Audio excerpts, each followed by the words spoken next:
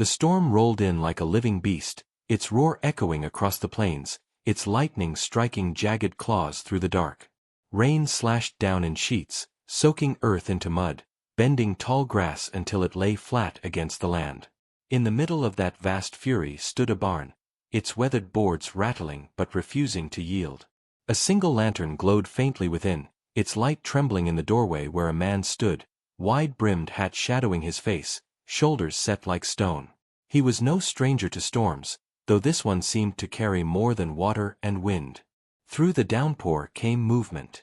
At first only silhouettes, blurred against the horizon, two figures stumbling but steady, their dresses clinging, their hair whipped wild by the rain.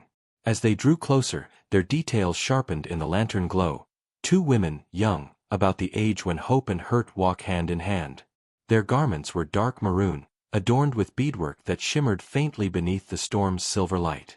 Each step was heavy, soaked cloth dragging them down, yet neither faltered. Their eyes fixed on the barn as though it were the only salvation left in the world. The cowboy remained still, watching them through the curtain of water. His face, handsome but hardened by the sun, betrayed no quick judgment. He knew the land was merciless, and any who came through such weather had already fought half a war against it. When they finally reached him, their breaths ragged, one of the sisters lifted her chin and spoke with dignity, though her voice trembled under the storm's howl. Shelter. That was all she asked for. Not pity, not favor, just a corner of dry ground until morning. For a moment, the man said nothing. His silence was not cold but deliberate, the pause of someone who weighed words carefully. Then, without protest, he stepped aside and gestured them in. The women entered, dripping trails across the barn's rough floor, and the storm's fury muffled to a dull roar against the roof. Inside smelled of hay, damp leather, and the faint iron tang of horses. A fire crackled weakly in the corner, throwing a soft glow that danced across their faces. The sisters sank down on a pile of straw, close together, whispering in a tongue that carried like music, soft and guarded. One's eyes darted constantly toward the cowboy, suspicion sharpening her features. The other, though wary, studied him differently, noticing the care with which he moved, the quiet grace of his hands as he stoked the fire rather than pry into their story. An old man stirred from the shadows then, a ranch hand long past his prime, his eyes bleary with drink and years of bitterness. He muttered that storms bring trouble, and strangers more so. His words cut the silence like a rusty blade, thick with prejudice, warning of dangers hidden in borrowed faces. The sisters stiffened, one clenching her jaw, the other lowering her gaze, as if used to such judgment. The cowboy did not raise his voice. He merely told the old man to sit, his tone calm but edged with finality. The elder grumbled, yet obeyed, leaving the barn to its fragile quiet. The moment passed, but its weight lingered, a reminder that trust is a rare currency in the West. The cowboy busied himself with tasks that did not need doing, adjusting tack, checking ropes, feeding the fire, never pressing them with questions. He laid out dry blankets and left food on a wooden crate near them, simple bread and salted meat. He did not wait to see if they would take it. Respect, not charity, shaped his actions. The suspicious sister kept her arms folded, watching, while the gentler one touched the edge of a blanket, her eyes softening at the gesture. Outside, the storm raged harder, rattling the barn doors, beating against the roof like fists demanding entry. Inside, silence deepened, broken only by the crackle of firewood and the restless shift of horses. The cowboy's face glowed in amber light, the planes of his features carved by shadow, his gaze far away as though measuring something beyond the storm. One sister leaned close to the other, whispering words meant for no ears but kin. Fear threaded her voice, but also something else. Curiosity, the quiet recognition of a man who carried himself not as a predator, but as one who bore loneliness like a badge. The cautious sister hushed her quickly, reminding her that storms pass, but scars linger. The hours stretched long. Rain turned to a steady drumming, thunder distant now, but the unease inside the barn did not fade. The old ranch hand's warning clung like smoke, unseen but heavy. Yet within that uneasy quiet, small shifts began to take root. The cowboy's hand brushed a fallen log into the fire, his movements unhurried, almost tender. The gentler sister found her gaze lingering on those hands, scarred by work, yet capable of kindness. The night pressed on, fragile and taut. The women drew the blankets tight, still close together, their eyes heavy but unwilling to close fully in the presence of strangers.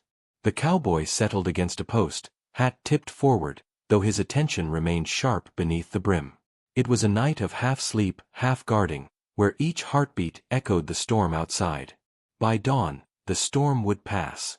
But already, something had shifted beneath the surface, subtle and undeniable. The barn no longer held only travelers and shelter. It held the first fragile threads of something greater, something that neither storm nor suspicion could fully wash away. Morning broke with a hush, the storm's fury leaving the land scrubbed clean, the air sharp with the scent of wet earth. The barn stood quiet, its roof dripping slow rhythms into the mud outside.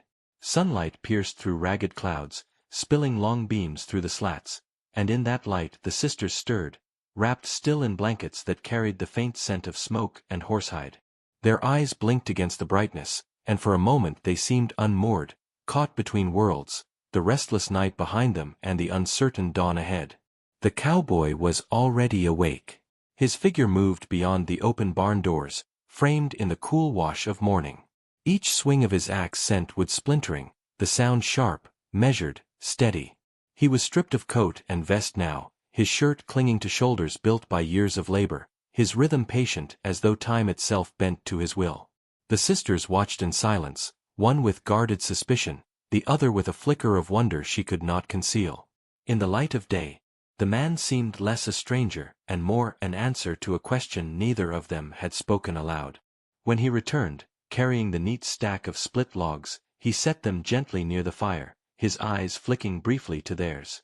He spoke little, but his presence filled the space with a strange comfort. Breakfast was simple, cornbread wrapped in cloth, a pot of coffee steaming in the cool air. He set the food out with the same quiet respect as the night before, neither demanding thanks nor pretending the act was small. The cautious sister accepted her portion stiffly, eyes never leaving him, while the other allowed a smile, faint as sunlight breaking through mist. As they ate, words began to slip through the silence. Questions of travel and weather, of land traversed and land yet to come. The cowboy listened more than he spoke, his responses spare but weighted with meaning.